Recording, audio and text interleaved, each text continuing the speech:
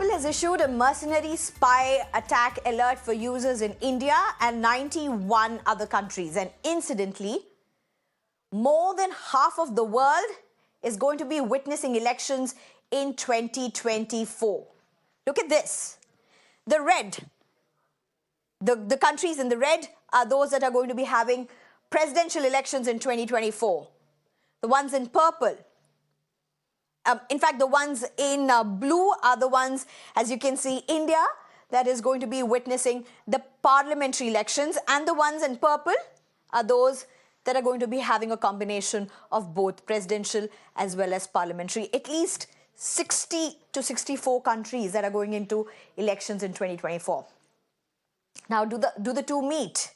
Do the spyware attack alert and the elections, democracy, do they meet? We'll try and understand the larger picture. We'll try and get to understand the critical issues involved in this, including what the Apple has said. But let's first look at what Apple has really said.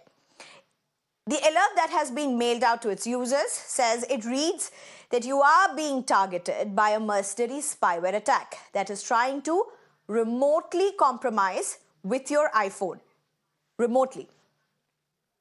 The attack is likely targeting you specifically because of who you are or what you do. This is what Apple has said. And not possible to ensure absolute certainty when detecting such attacks. Apple says it has high confidence and adds, please take this seriously. Before we go ahead with the alert, let's try and understand what is a mercenary spyware, or a spyware first for that matter. A spyware is a malicious software used for surveillance purposes to secretly collect information without alerting the user. Usually sent to unauthorized entities, in several cases as seen globally, this can be a government operator of the spyware. How is it different from a mercenary spyware? Well, stay with us. We have experts to explain this to you. But this is what Apple has said about the mercenary spyware attack. And it's interesting. While speaking of the mercenary spyware attack, Apple doesn't mention any details, but makes references to Pegasus. Says these attacks are rare but take millions of dollars and are individually deployed against a very small number of people. But the targeting is ongoing and global, asks users to take this alert very seriously. Now, this is interesting because it doesn't give the details of really what this attack is, but while issuing the warning, it does make references to Pegasus. It does talk about the scale of the attack, saying millions, it involves millions of dollars for that matter. Now, remember, forensic tests by Amnesty International that now is banned in India, as well as several other civil society groups like Access Now, Citizen Lab, have confirmed the presence of Pegasus in India, and other countries like Serbia. Also, the center of a huge political furore in India last year, if you remember, with opposition in 2021, with opposition targeting the Modi government over snooping, after an alert that was issued by Apple that initially had the word use state-sponsored and then changed it. Modi government had dismissed all these allegations as baseless allegations with no truth. Now, beyond the world of tech and tech consumers like you and me, spyware attacks, as it were, have also a huge bearing on democracy. Let's look at how. It undermines the right to privacy and free expression. Remember, from FBI mulling NSO spyware use in US, its use against US and UK staffs in Uganda, questions have been raised internationally on the trend of governments prioritizing surveillance over civil liberties. Spyware has been used for targeting the opposition and journalists. Allegations of this even in India. If you remember, at least 40 senior journalists were on the Snoop list. This was widely reported in 2021. There are questions of threatening the integrity of democratic processes, allegations of stifling opposition, undermining the electoral process, threatening the integrity of democratic processes, transparency, a big issue that is being looked at. But remember, Spyware threatens individual privacy, erodes trust in institutions and between countries, altering traditional espionage processes, affecting international diplomatic relations, shifting the power dynamics. Israel has been at the center of a huge debate around offering or selling Pegasus as a diplomatic bargaining chip. We'll try and understand the different complexities involved in this issue. I'm being joined at this point by Shree Parthasarathy, who's a partner, consulting and leader with Digital Trust and Transformation. Avinash Jain, security head at Quince and ex-Microsoft product security manager, as well as Maya Sharma, a senior journalist. Thank you very much, all three of you, for joining us. Let me take the first question at this point to Avinash Jain. Avinash, what do you make out of what is happening? You know, first question. Now, the Apple alert doesn't really mention any details whatsoever. It doesn't give the specifics except for a warning to the users who possibly could be witnessing an attack or have been infected with the spyware. But why these detailed references to Pegasus, to the economy of the attack that could be used in cases like this, about how it's rare, used against individuals? This is all part of the official alert that has come out. How do you read this?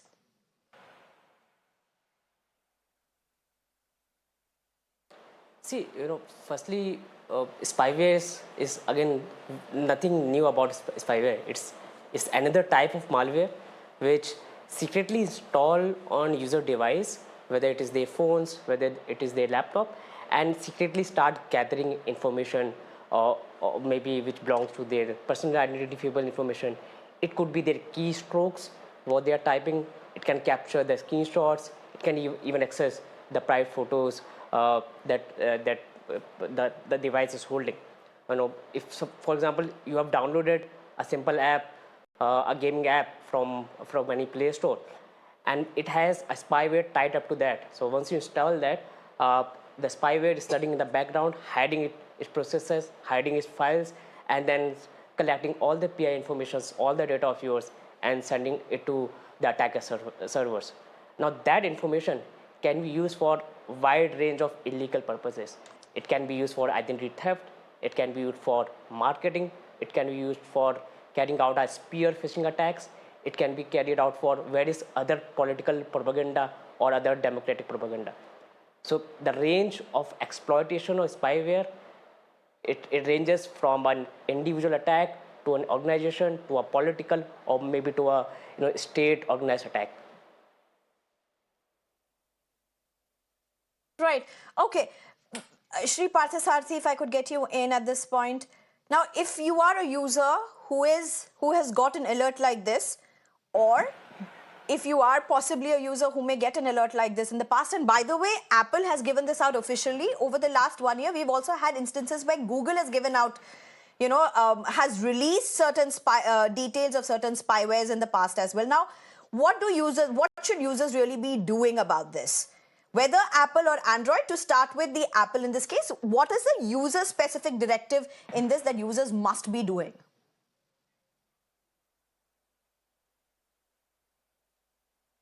In this particular case, as I look at it, is one, while Apple has given a very, very broad advisory, and it is possibly named Pegasus, but there are also other groups like RCS and Gamma Group and others, which essentially also have very, very similar, very potent spywares, which essentially can attack end user devices and capture a lot of information.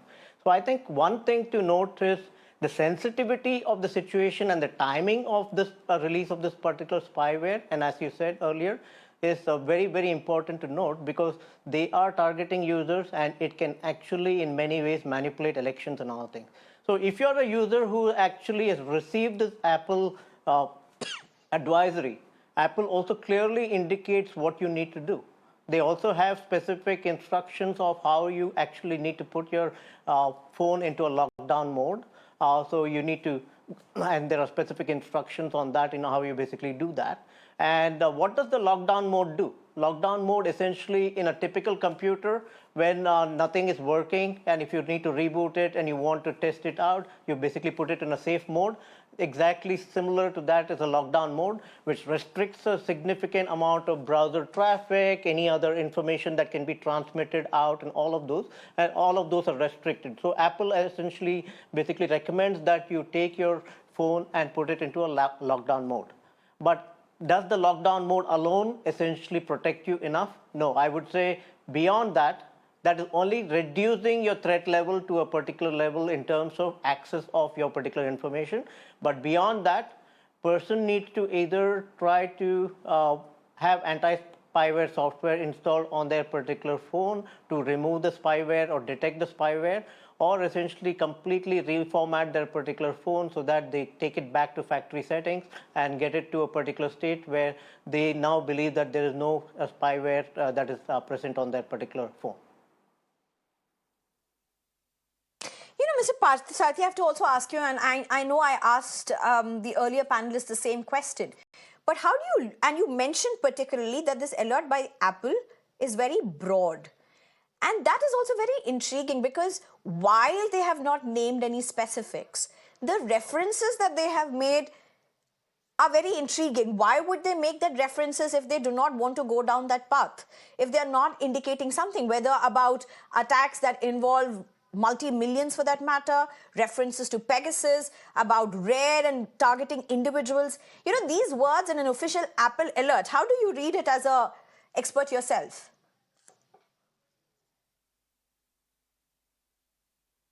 If I were to read the advisory and where it basically talks about 91 countries, it doesn't name the number of users that are basically being targeted. And it primarily, when I look at the map that you showed earlier, which essentially pretty much would cover all the countries which are going through elections, I think it is very, very sensitive. And they possibly related this to Pegasus only because people are aware of Pegasus, which basically came in the news in the past. If they had mentioned some of the other groups, they wouldn't have possibly recognized that. So it was to bring attention to the user to say, hey, this is very, very sensitive, where essentially somebody can target your particular this one. So it may not so much be that just Pegasus or somebody is targeting. It could be other groups or other threat actors which are operating there, similar to Pegasus. Second is essentially if this particular spyware were to be put on, and if you look at the advisory, it says, it is coming to you because of who you are and what influence you have. That means essentially it's targeting either influencers, politicians, and other senior people who essentially can be put in a position of compromise. And in this kind of a situation, you could actually influence the electoral, you could influence the elections itself, and which could be very, very sensitive at this particular point in time. Even if it's not influencing elections, it could also mean that you are compromising the privacy of the user, whereby you're leaking sensitive information.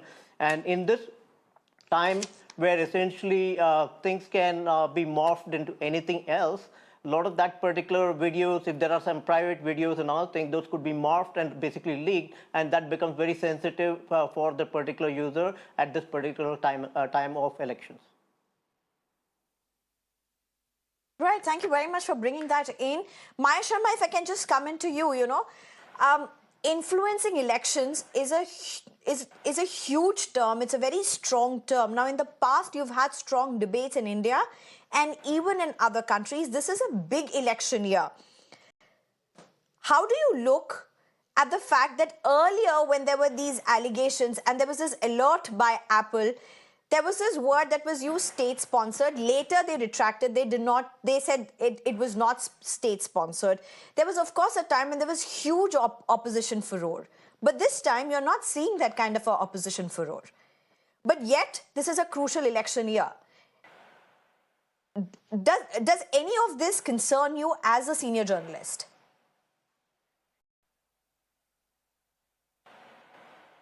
I think it's extremely unnerving. It's very disconcerting indeed. Whether the allegations are proved or not, with the allegations made last time about opposition leaders' phones being bugged, there was nothing definite which came of the inquiry. But the very fact that it is possible, that it could be happening, that somebody could be looking over your shoulder, monitoring your conversations, looking at your messages, tracking the keystrokes you're making on your phone, it's a very, very disconcerting thing. And it does give a fear of a police state. And of course, we're talking about 92 countries in all. India is one of those 92 countries where the warning has been issued. But the fact that somebody could be looking at the way you are communicating is extremely disconcerting, especially at this time when there have been many questions raised about the lowering of democratic values in India, the loss of certain freedoms, when journalists are arrested for the stories that they're doing, when they're put in jail, sometimes not released on bail also. At a time like that, the feeling that somebody could be watching you, listening to you, is very disconcerting, and it gives rise to the danger of self-censorship. Who wants to be arrested? Who wants to have that midnight knock on the door and be carted away to jail where you could languish for years without bail? The danger of self-censorship is the fact that people may be fearing for their own liberty, may not actually say what they want to say or call people to account when they want to because of what could be very real-life repercussions. And if those repercussions are coming from what you think are private conversations or private communication on your phone, that's a very, very alarming situation. The fact that it could be possible, that possibility itself is a very important thing which can give rise to self-censorship. Right. In fact, Avinash, if I can ask you now, if you have got an alert like this, would it mean that your phone has been infected? Does it mean that it has been infected? And second question, if an alert like this alert suggests, or if a spyware attack such as this would involve millions, what's the possibility that, it could be any small scale player around you? I mean, millions is a huge amount of money, millions of dollars for that matter. It's not even rupees, it's dollars. Just put this in perspective for us, for lay people like us.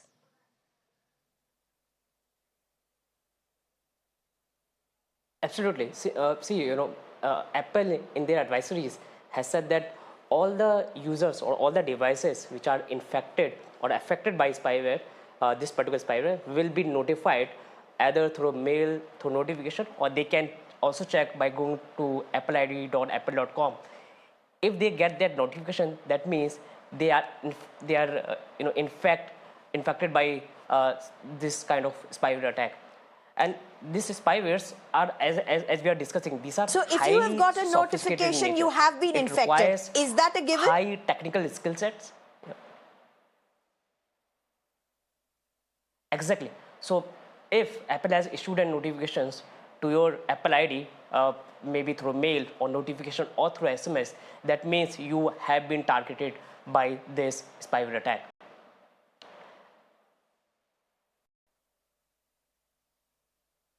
Yeah. And okay, Avinash, also about this millions of money that is involved in a spyware attack like this. Sophisticated natures.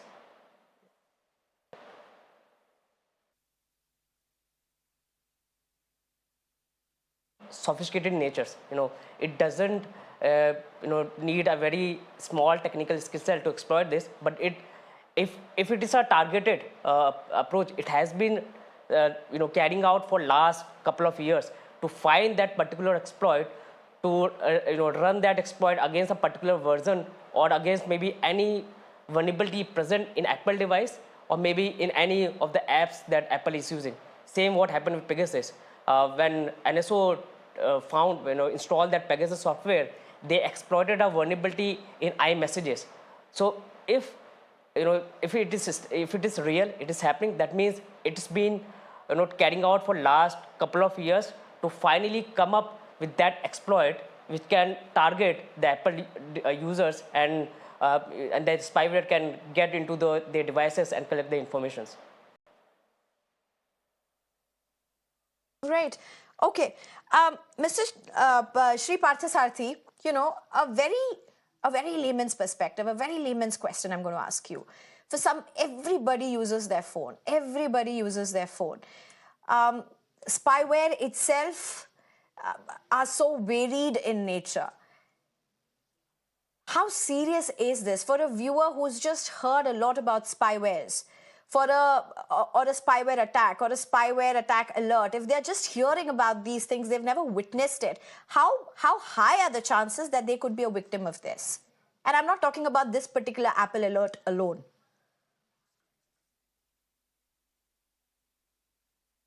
Sure.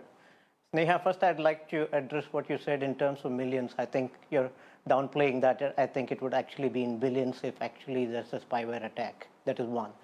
Second is essentially spyware attacks building up on what Avinash said earlier is essentially spywares have been there in computers right from 1995.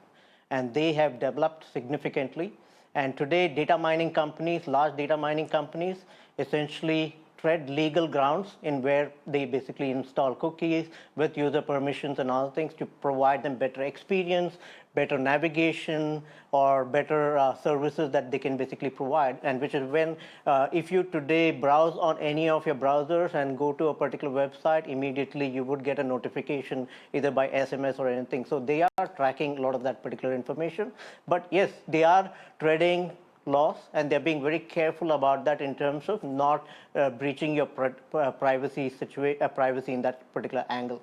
But when you get to spyware itself, I would say the alert, as Apple has put it out, if Apple is putting it out, I'm sure it is pretty serious, because otherwise Apple would not issue such an advisory. That is one. First and foremost is I think users need to go and check online whether their particular phone has been affected. But most likely, based on the advisory and the way it is being said, it's most likely targeting people who are in high positions, powers of influence, influencer, journalists, and others who may be sort of being targeted from that aspect. So from that element, if I were to look at it, for a normal user, I don't believe it could be that much of an impact. But I think for people in power, people in different situations who have sensitive information should definitely go and check it. And I would say it would be important for them to check their particular phones based on the advisory that I've been provided. In fact, Maya, before I just come across, one question to Avinash. Avinash, recently, one of the political discourses in which Apple was dragged into was when Arvind Kejriwal was arrested. And, they wanted to crack into the password of his iPhone. And he's, of course, arrested in a corruption allegation and all of that. They couldn't get through to his password. He wasn't giving, so they wrote to Apple. Apple said, we can't do this because we have our own rules. Now, how complex is this system? When you have security agencies, when you have governments that are seeking, or probe agencies that are seeking for passwords, for cracking this code. My question is to Avinash before I go to Maya. Avinash, how complex or how safe is this procedure really? I'm trying to understand just how severe is this threat, because if you have a very complex password, protected password, a very protected ecosystem, and then you have a threat of an infected spyware, it's a totally different ballgame.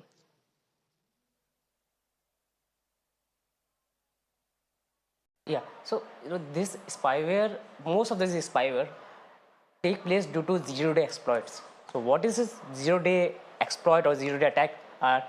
They are basically the vulnerabilities which are found in the software or in the device which are not known to anyone, not even the developer of that application, not even the developer of their software. So once this attacker or threat actor found those security vulnerabilities in unpatched softwares or in the software which is not known to the developers, they create an exploit and run that exploit to exploit the loophole or the security vulnerability that they have found. And the exploitation ranges from not just seeking, not just getting into your mobile device, but it ranges from reading your SMS, it ranges from accessing your photos, from capturing the keystroke, as I said in the beginning. It can go to executing the code onto your device, onto your laptop. So as I said, most of this spyware occurs if you are running an unpatched software, or if there are any zero-day exploit, which was the case in the Pegasus also, which was the case in other spyware attack that has happened in the past, where there is an where there is an new zero tag being found by threat actor, and then they exploit it to get the access of the device. Right. Avinash, thank you. Maya, let's just look into the larger gambit. Now, there are so many reports that are emerging about spywares and these attacks, spyware attacks, literally changing the gamut of not only how democracy is affected, but international relations, diplomacy is reflected.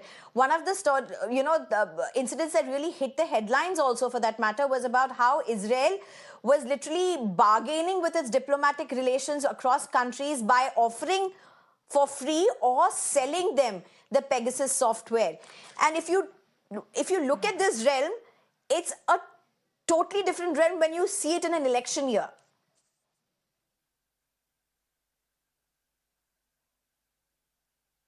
I mean, there are elections being held in so many countries around the world this year. And election time is really a time when people would want to know what the other camp is doing. And if that is indeed the case, then it's very, very alarming as well for the process of democracy. Now, as you pointed out earlier, this time around, they've not said it's state agencies who are performing this spying, who are actually doing this bugging of the phones, to put it very simply. They have not mentioned it's a state agency or it's a state company which is actually doing it. They've been very, very cautious in saying that we are not saying who is responsible for this, but they're saying that it is happening. Apple is saying it is happening on some of its phones. At an election time, it takes on an even greater seriousness.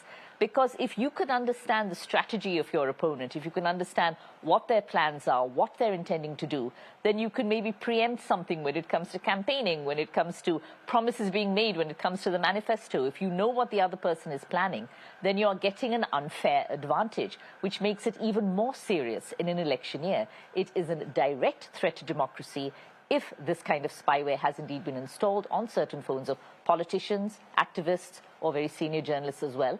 In an election year, it becomes even more damaging, a time when people want that information and possibly getting it through means which are illegal and immoral, if I can say so. In an election year, things become even more serious.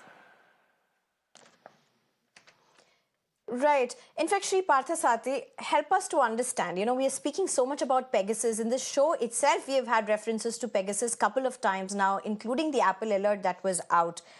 If we just look at, could you just briefly explain to our viewers, what is this Pegasus about? And as you mentioned, there are other spywares as well. Now, if we look at Pegasus spyware, when I read up about it, it shows about capability of accessing microphones, camera phones discreetly, about how oppositions have been stifled, how journalists have been targeted, about how locations can be tracked to GPS, but the personal data that can be collected. But I'm sure you're at such a better position to explain this to us. So please, sir.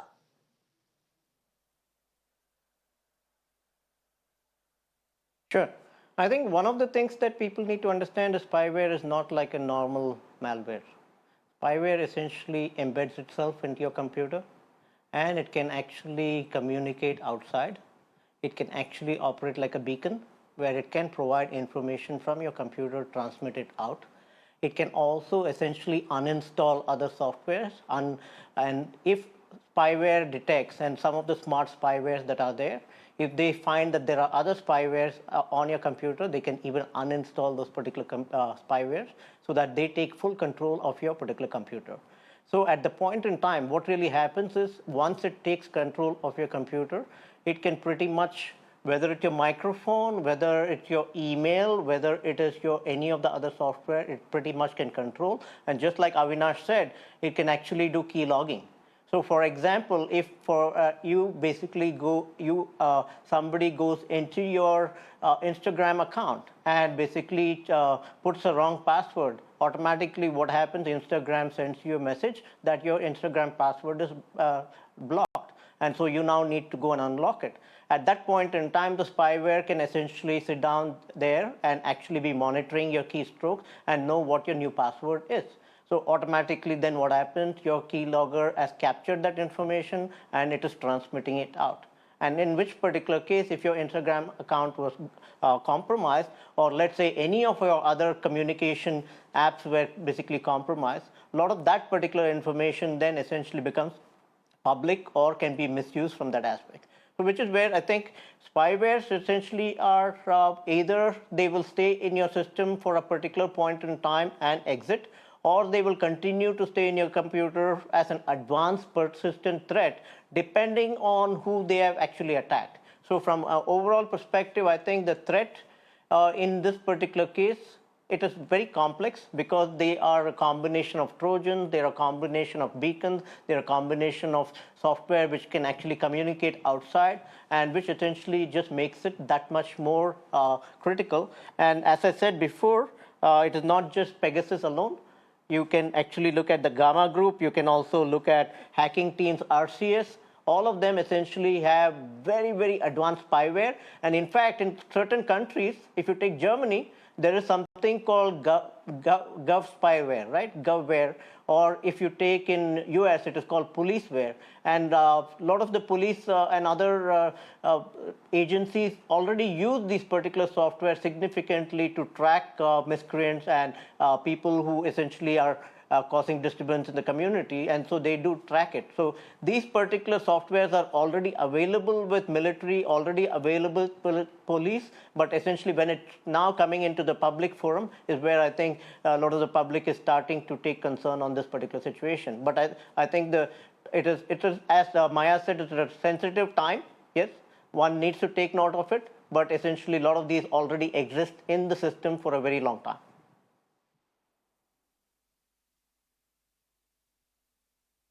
Mr. Shree Parthasarathy, one question to you. You're saying it's been within the government domain with wings of the government for a very long time.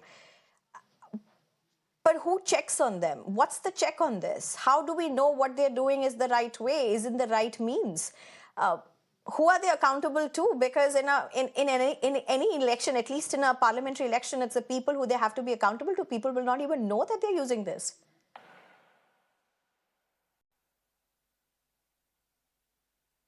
So if I look at it, espionage, and if you look at things related to eavesdropping, prior to cyber and prior to it being in computers, it was in the telephonic era where people used to actually eavesdrop and capture a lot of that particular information, whether it's in terms of corporate espionage or essentially it's in terms of international. And so that information is always that kind of software has always been there with large agencies which essentially do that. And it is very official whether you look at the US or whether you look at other countries where these particular software are available, which are basically used for law enforcement by law enforcement and others. I think what is important is that any such thing, a tool can be misused, so there have to be the right checks and balances within those particular agencies so that they are not being misused and the information that is gathered essentially is not compromised. And if it is for sensitive sensitive areas like national intelligence and other things, so then it has to be managed and maintained from a security and privacy perspective in those particular realms. And I think so it is important for every government to implement those particular checks and balances in those particular, the usage of these particular software, similar to what people are talking about AI and the misuse of AI. Right. Maya Sharma, last word to you. We all have digital imprints, but imprints is just a very smaller version of our digital identities, if I may. And espionage, invasion of privacy, all of it garnering so many different dimensions in, say, just about a decade. It changes almost every week, but largely if you look at a decade or 15 years, it's seen a threshold of change, if I may. But the way we conduct elections, the rules by which we go, and the checks that still exist during elections almost seem archaic when you compare to it.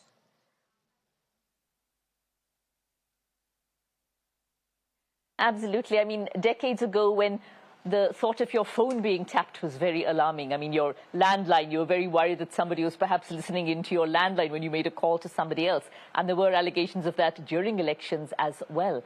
But now, of course, technology has improved, has increased, has invaded our lives, our homes, in our every aspect of our living.